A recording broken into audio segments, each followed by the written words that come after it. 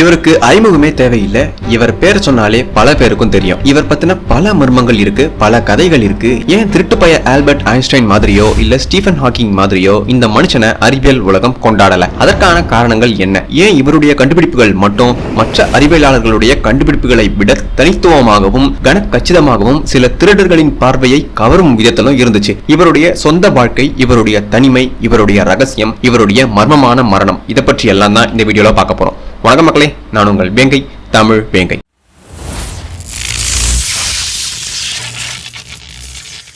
டெஸ்லாவுடைய ஆரம்ப நாட்களில் இவர் மேல எல்லாருடைய பார்வையும் லைம்லைட் இருந்தும் அவர் தனிப்பட்ட சாதாரணமான மற்றும் புகழிலிருந்து விலகியே வாழ்ந்தாரு. பணத்துக்காக யாரோடவும் தவறான கூட்டு வச்சதே கிடையாது. நெருங்கிய நண்பர்கள் அதிகமா கிடையவே கிடையாது. இருந்த அலுவலக நண்பர்களையும் பர்சனல் லைஃப்ல இவர் நுழைச்சதே கிடையாது. வெளியாட்களுக்கு இவருடைய வாழ்க்கை என்னன்னே சுத்தமா தெரியாத அளவுக்கு பயங்கரமான பிரைவேட் லைஃப் தான் டெஸ்லா வாழ்ந்திருக்காரு. இதனாலேயே டெஸ்லாவை பத்திய பயோகிராபி புக்ஸை யாராலையும் எழுத முடியல. அவர் இறந்ததும் பல வருஷமா பலரும் அவருடைய சுயசரிதை எழுத முயற்சி பண்ணாங்க. அதன் விளைவா 1959 இருந்து அவரை பற்றி எழுத ஆரம்பிச்சாங்க. அதுல முக்கால்வாசி பேர் டெஸ்லாவை பத்தி தவறான கருத்துக்கள் நிறைந்த புத்தகங்களை தான் வெளியிட்டாங்க, எந்தவித ஆதாரமும் இல்லாம. Freedom of information act pass ஆனதும் தான் டெஸ்லாவுடைய ஆராய்ச்சிகள் கண்டுபிடிப்புகள் சம்பந்தமான பேப்பர்ஸ் வெளியுலகிற்கு தெரிய வருது. அப்பதான் அமெரிக்க அரசாங்கத்துக்கும் டெஸ்லாவுடைய கண்டுபிடிப்புகள் மேல தீராத வெறி இருந்தது அமெரிக்க மக்களுக்கு தெரிய வருது. அதுக்கு காரணம் டெஸ்லா இரண்டாம் உலக போரின் போது கொடுத்த நேர்காணல்ல ஏகப்பட்ட அதிநவீன ஆயுதங்களை பற்றியும் ஃபியூச்சரிஸ்டிக் கான்செப்ட் பத்தியும் அவர் பேசியிருந்தாரு. அதுதான் முக்கியமான காரணம். நிக்கோலா டெஸ்லா அளவுக்கு ஃப்ரீக்வன்சியோடவும் மின்சாரத்தோடையும் விளையாடின ஆட்கள் நவீன யுகத்தில் யாருமே கிடையாது. டெஸ்லாவுடைய பீக் டேஸ்ல,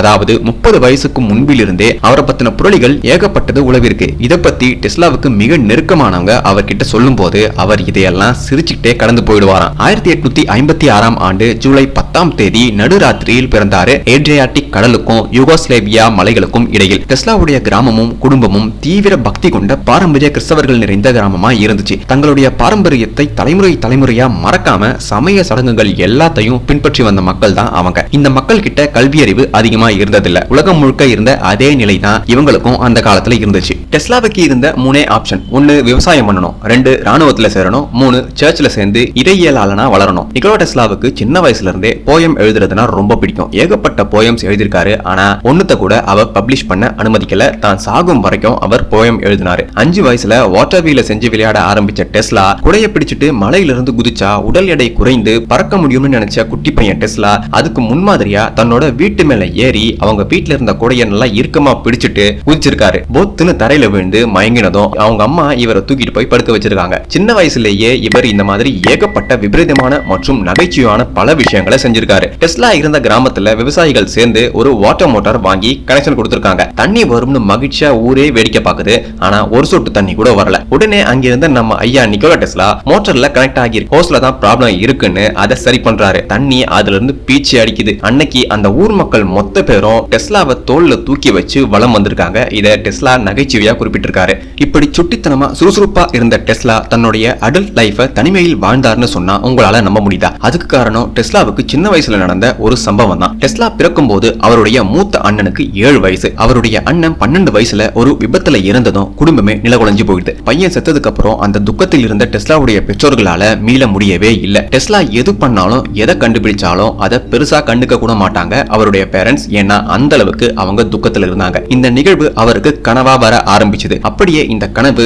அவருடைய 5 வயசுல ஆரம்பிச்சு தன்னுடைய வாழ்நாள் முழுக்க இது பெருந்துயரமாகவே இருந்து தனக்குள்ளேயே ஒரு சைக்கலாஜிக்கல் டிஸ்டர்பன்சஸ் உருவாக்கி தினம் தினம் போராடித்தான் வாழ்ந்திருக்காரு டெஸ்லா. தன்னுடைய பெற்றோர்களை அந்த சோகமான சம்பவத்தோட நினைவுகளில் இருந்து வெளியே கொண்டு வர டெஸ்லா தன்னைத்தானே தன்னுடைய அண்ணன் மாதிரி மாத்தி அமைச்சுக்க முடிவு பண்ணாரு. அப்பவாச்சும் அவருடைய பெற்றோர்கள் நார்மல் ஆவாங்கன்னு நினைச்சு. ஆனா அது பலனளிக்கவே இல்ல. தன்னோட இயல்பை மீறி வேறொரு ஆளா தன்னால இருக்கவே முடியாதுன்னு உணர்ந்தாரு டெஸ்லா. அதனால தன்னை பலவீனமானவராக கருத ஆரம்பிச்சாரு. இந்த நேரத்துல தான் டெஸ்லாவுடைய கவனம் வேற பக்கம் திரும்புது. டெஸ்லாவுடைய ஃப்ரீ டைம்ல, அதாவது சின்ன வயசுல விளையாட கிடைக்கும் நேரம் எல்லாத்தையுமே புத்தகம் படிக்கிறதுலயே செலவு பண்ண ஆரம்பிச்சாரு. டெஸ்லா தன்னோட அப்பாவின் லைப்ரரியிலேயே தன்னுடைய நாட்களை அதுக்கப்புறம் கழிக்க ஆரம்பிச்சாரு. ஒரு கட்டத்துல தன்னோட மகன் படிச்சே கண் பார்வையை எழுந்துருவானோன்னு பயந்த அவருடைய அப்பா டெஸ்லா, நான் உனக்கு மெழுகுவத்தியே தரமாட்டேன்னு தடுக்கிறாரு. ஆனா அவர் நிக்கோலா டெஸ்லா வச்சு எங்கெல்லாம் வெளிச்சம் இருக்கோ அங்கெல்லாம் சின்ன சின்ன துளைகளை போட்டு இவருடைய இவருடைய அறைக்கு வெளிச்சம் வர மாதிரி உருவாக்கி விடிய விடிய மறுபடியும் படிக்க ஆரம்பிச்சிருக்காரு. இவர் பண்ற இந்த வேலையால இவருடைய அம்மா தினமும் ராத்திரி ரவுண்ட்ஸ் வருவாங்களாம், இவன் தூங்குறானா இல்ல படிச்சிட்டு இருக்கானான்னு பார்க்க. அந்த நாட்களில் இவர் படிச்ச ஒரு புத்தகம் தன்னுடைய வாழ்க்கையை மாத்தினதா அவரே சொல்லியிருக்காரு. அந்த புத்தகம் தான் தி சன் ஆஃப் அபா. இந்த புத்தகத்தின் மூலமா செல்ஃப் டிசிப்ளின் கத்துக்கிட்டதாகவும் அதுதான் தன்னை பின்னாட்களில் அறிவியலாளனாக மாற்றியதாகவும் சொல்லியிருக்காரு. நவீன அறிவியலாளரான ஆல்பர்ட் ஐன்ஸ்டைன் எந்த விதமான கணக்கையும் பேப்பர் பேனா இல்லாம மைண்ட்லயே சால்வ் பண்ணுவார்னு பல பேர் சொல்லுவாங்க. ஆனா அது சுத்தமான உருட்டு. இந்த ஸ்கில் உண்மையிலேயே நிகோலா டெஸ்லாவுக்கு தான் இருந்துச்சு. தன்னோட 17 வயசுல இருந்தே தன்னுடைய கண்டுபிடிப்புகளின் மாதிரிகளையும் அதன் கணக்குகளையும் சமன்பாடுகளையும் இறுதி வடிவத்தையும் டெஸ்லா அவருடைய மூளைக்குள்ளேயே டிசைன் பண்ணி முடிச்சிருவாராம். அதைத்தான் பிசிக்கல் வேர்ல்ட்ல எக்ஸ்பெரிமெண்ட் ஆகவும் பண்ணுவாராம். இவர் எப்பேற்பட்ட அறிவாளின்னு பாருங்க மக்களே. ஒரு மெஷினோட டிசைன், ரன்னிங் கண்டிஷன் எல்லாத்தையும் மூளைக்குள்ளேயே உருவாக்கி சரிபார்த்ததுக்கு அப்புறம் தான் அதை வெளியுலகில் உருவாக்கவே ஆரம்பிப்பாராம். மைண்ட்ல அவர் டிசைன் பண்ணும் போதோ இல்ல அவுட்புட் தப்பா வர மாதிரி இருந்தாலோ அதை மைண்ட்லயே சரி பண்ணாம வெளியுலகில் அதாவது பிசிக்கலி அந்த வேலையை தொடங்கவே மாட்டாராம். ஜெர்மன் ப்ரொஃபசர் போஷல் என்ற நபர் தான் டெஸ்லாவை எலக்ட்ரிக்கல் மிஷினரி பக்கம் கொண்டு வந்தது. அது மட்டும் இல்லாம தியரிட்டிக்கல் அண்ட் எக்ஸ்பெரிமெண்டல் பிசிக்ஸ் அவருக்கு கத்தம் கொடுத்திருக்காரு. எல்லாரும் நினைச்சிட்டு இருப்பீங்க நிகோலா டெஸ்லா பள்ளிக்கூடத்துக்கும் கல்லூரிக்கும் போய் தான் படிச்சிருப்பாருன்னு. அதுதான் இல்ல. டெஸ்லா தன்னைத்தானே செதுக்கிய மாமேதை. அதாவது டெஸ்லாவுடைய வாழ்க்கை புத்தகமும் லைப்ரரியும் நிறைந்த வாழ்க்கை. டெஸ்லா தன்னுடைய ஐடியாஸ் எல்லாத்தையும் பிராக்டிகலா செய்ய பணம் இல்லாம சூதாட்டம் ஆடுறாரு. அதே சமயம் லைப்ரரியில படிச்சுட்டே இருக்காரு. நாளாக நாளாக எங்க சூதாட்டத்துக்கு அடிமையாகி விடுவோமோன்னு உணர்ந்து தன்னோட அப்பா சிறப்பான மனிதராச்சே, அவரோட பிள்ளையானா இது மாதிரி வாழ்றது ரொம்ப தவறுன்னு அந்த பழக்கத்தை கைவிடுறாரு. டெஸ்லாவுடைய இந்த பழக்கத்தை அவங்க அம்மா எதிர்த்ததே இல்லையா. சில நேரத்துல சூதாட்டத்துக்கு வச்சிருந்த காசை டெஸ்லா தொலைச்சாலும் அவருடைய அம்மா இவர்கிட்ட காசு கொடுத்துட்டு நீ எவ்வளவு சீக்கிரம் தோக்குறியோ அவ்வளவு சீக்கிரம் உன்னோட குறிக்கோளை கண்டுபிடிப்பன்னு சொல்லுவாங்களாம். டெஸ்லாவுடைய மிகப்பெரிய பலமோ இன்ஸ்பிரேஷனோ தன்னோட அம்மா தான் எப்பவுமே சொல்வாரு. அது ஏன்னு இப்பதான் மக்களை எனக்கே புரியுது. அவருடைய வாழ்நாளிலேயே அவர் மிகவும் நேசிச்சது அவருடைய அம்மா தான். டெஸ்லாவை பத்தி நிறைய பேர் பல விஷயங்களை சொல்லியிருப்பாங்க. ஆனா நான் சொல்ல போற இந்த விஷயத்தை யாருமே சொல்லியிருக்க மாட்டாங்க. சின்ன வயசுல இருந்தே டெஸ்லாவுடைய ஐம்புலன்கள் இயல்பை மீறி செயல்பட ஆரம்பிச்சிருக்கு. இவருக்கு 3 ரூம் தள்ளி இருக்க கடிகார முள் நகரும் சத்தம் தெளிவா கேட்கும். 5-6 மைல் தொலைவில் போகிற ட்ரெயினுடைய ஹெவி மூவ்மெண்ட் இவருடைய உடலை அதிர வைக்கும். 20 மைல் தொலைவில் அடிக்கும் ட்ரெயின் விசில் சவுண்ட் இவர் இருக்கையை வைப்ரேட் பண்ணும். இதையெல்லாம் இவரால் தாங்கவே முடியாதான். அதனால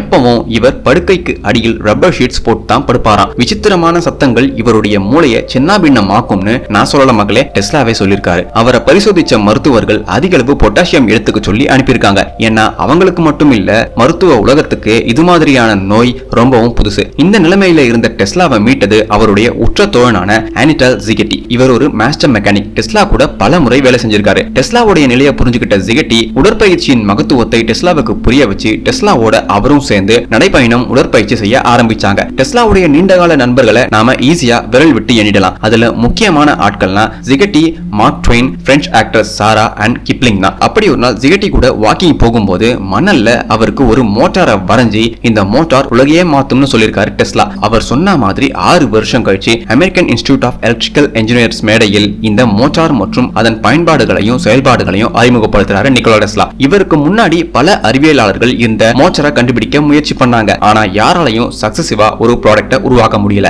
until Tesla invented his AC motor. அறிவியல் துறையில மிகப்பெரிய கண்டுபிடிப்புனா அது டெஸ்லாவுடைய இந்த கண்டுபிடிப்பு தான் வியந்து போனாங்க அந்த காலத்துல இருந்த எல்லாருமே. ஆனாலும் டெஸ்லாவால பெரிய அளவு பணம் புரட்ட முடியல. காசு இருந்தாலும் இல்லைனாலும் என்னோட கனவை நான் நிறைவேற்றுவேன், நானும் ஒரு இன்வென்டர்னு அப்பதான் டெஸ்லா தன்னோட கண்டுபிடிப்பை நினைச்சு சந்தோஷப்பட்டார். அதுக்கு முன்னாடி வரைக்கும் அவர் எதை நினைச்சோ சந்தோஷப்படாத மனுஷரா தான் இருந்திருக்காரு. பணம் இல்லைன்னாலும் பரவாயில்லைன்னு அடுத்தடுத்த ஆல்டர்னேட்டிங் கரண்ட் சம்பந்தமான மெஷின்ஸை டிசைன் பண்ண ஆரம்பிச்சிருக்காரு டெஸ்லா. அப்பதான் Tesla polyphase and single phase motor system பயன்படுத்தி மின்சாரத்தை ஜெனரேட் பண்ணவும் டிரான்ஸ்மிட் பண்ணவும் அதை பயன்படுத்தவும் ஒரு கம்ப்ளீட் மெத்தடையே உருவாக்குனாரு. எளிமையா சொல்லணும்னா மின்சாரம் உற்பத்தி ஆகிறதுல இருந்து மக்களின் பயன்பாட்டிற்கு வந்து சேரும் வரை தேவையான கம்ப்ளீட் ஸ்ட்ரக்சரை உருவாக்குனவர் தான் மாமேதை நிகோலா டெஸ்லா. இப்ப வரைக்கும் இவர் கண்டுபிடிச்ச பாலிஃபேஸ் சிஸ்டத்தை தான் நாம பயன்படுத்திட்டு வரோம் மக்களே.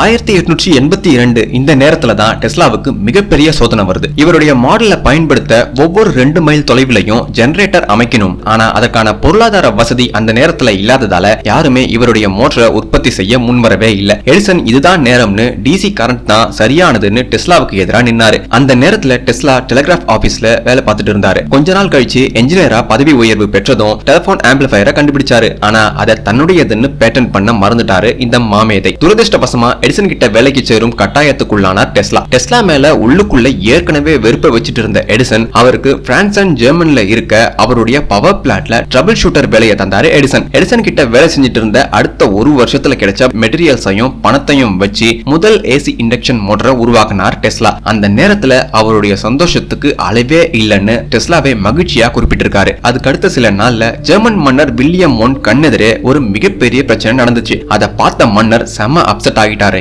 ஏன்னா இதனால பெரும் பணமிழப்பு ஏற்பட்டிருக்கு, பொருள் இழப்பு ஏற்பட்டிருக்குன்னு. அப்ப டெஸ்லா இந்த பிரச்சனையை சரி செஞ்சு கொடுத்தா நல்ல வெகுமானமும் ஜெர்மானியர்களின் அபிமானமும் கிடைக்கும்னு பிரெஞ்சு நிதியாளர்கள் சொன்னாங்க. சரி ஏதோ சொல்றாங்களேன்னு டெஸ்லாவும் தன்னுடைய ஜெர்மன் மொழி புலமையையும் அறிவியல் அறிவையும் அந்த நேரத்துல பயன்படுத்தி டெஸ்லா அந்த பிரச்சனையை சரி பண்றாரு. இந்த நிகழ்வின் மூலமா மேயர் பாசினுடைய அறிமுகம் டெஸ்லாவுக்கு ஏற்பட்டுச்சு. இந்த பாசின் தனக்கு தெரிஞ்ச பணக்கார முதலீட்டாளர்கள் முன்னாடி டெஸ்லாவுடைய மோட்டார் பத்தி பயங்கரமா புகழ்ந்து தள்ளுறாரு. டெஸ்லாவும் தன்னுடைய மோட்டார் பத்தி அதனுடைய பயன்பாடு பத்தியும் அவர் விளக்கி சொல்றாரு. இருந்தாலும் எவனுக்கும் டெஸ்லாவுடைய கண்டுபிடிப்பை பத்தியும் தெரியல, டெஸ்லாவுடைய அருமையும் புரியல. யாருமே இவருக்கு நிதியுதவி செய்ய முன் வரல. வழக்கம் போல இது எனக்கு அனுபவப்பட்ட விஷயம் தான் பாசின், இதை நினைச்சு நான் கவலைப்பட போறதே இல்ல. நான் சரி பண்ண இந்த விஷயத்துக்கு போனஸ் தரேன்னு சொன்னாங்க இல்லையா, அதையாவது நான் வாங்க போறேன்னு பாரிஸ்க்கு போறாரு டெஸ்லா. அங்க போன இவருக்கு பெரிய அளவுல பணம் தரேன்னு சொன்ன யாரும் இவர் எதிர்பார்த்த அளவுக்கு பணத்தை தரல. தான் ஏமாற்றப்பட்ட ஆதங்கத்துல எடிசன் கம்பெனில இருந்து ராஜினாமா பண்ணிட்டு அங்கிருந்து கோவமா வெளியேறாரு. அப்ப அந்த பிளான்ட்ல இருந்த மேனேஜர் சார்ல்ஸ் பேட்ச்லர் டெஸ்லாவுடைய திறமையை பெருசா நம்பின மனுஷன் ஆரம்பத்துல இருந்தே. அது மட்டும் இல்லாம இவர் எடிசனுடைய க்ளோஸ் ஃப்ரெண்ட் மற்றும் அசிஸ்டன்ட்டும் கூட. இவர் டெஸ்லா கிட்ட ஓடி வந்து நீ அமெரிக்கா போ, அங்க உனக்கான மதிப்பும் அந்த மதிப்புக்கான நியாயமான ஊதியமும் கிடைக்கும்னு சொல்றாரு. சரி இவர் சொன்னபடியே பண்ணுவோம்னு தன் கிட்ட இருந்த எல்லாத்தையும் வித்து காசாக்கி ட்ரெயின் டிக்கெட் எடுத்துட்டு ரயில்வே ஸ்டேஷன்ல வெயிட் பண்ணிட்டு இருக்காரு. ட்ரெயின் ஸ்டேஷனுக்குள்ள வரும்போதுதான் அவரோட டிக்கெட்டும் அவரோட பணம் இருந்த பை எல்லாமும் சேர்ந்து காணாம போனது அவருக்கு தெரிய வருது. ஒரு பக்கம் ட்ரெயின் உள்ள வருது, அந்த ட்ரெயின்லயே நாம வித்தவுட்ல போயிடலாம்னு தோணுது. இன்னொரு பக்கம் இங்கேயே இருந்துடலாம்னு தோணுது. ஆனா எப்படியோ பெரும்பாடுபட்டு யாரார்கிட்டயோ கேட்டு காசு கிடைச்சதும் ட்ரெயின்ல போறாரு. ட்ரெயின்ல இருந்து இறங்கி சாட்டனியா என்ற ஷிப்ல மறுபடியும் வித்தவுட்ல போறாரு மனுஷன். அந்த நேரத்துல அவருடைய பாக்கெட்ல சில நாணயங்களும் அவர் எழுதின போயம்ஸ் மற்றும் பறக்கும் இயந்திரத்திற்கு தேவையான கால்குலேஷன்ஸும் தான் அவர் கையில இருந்துச்சு. இப்படி ஒண்ணுமே இல்லாம அமெரிக்கா வந்திருங்கனாரு மாமேதை நிக்கோலா டெஸ்லா. அடுத்து டெஸ்லா எங்க போனாரு, அவருடைய வாழ்க்கையில என்ன நடந்தது, எப்படிப்பட்ட இன்னல்களையும் சவால்களையும் எதிர்கொண்டார்னு நாம அடுத்த வீடியோல பார்க்கலாம். Until then, stick with me on my social media handles. Arigato மக்களே.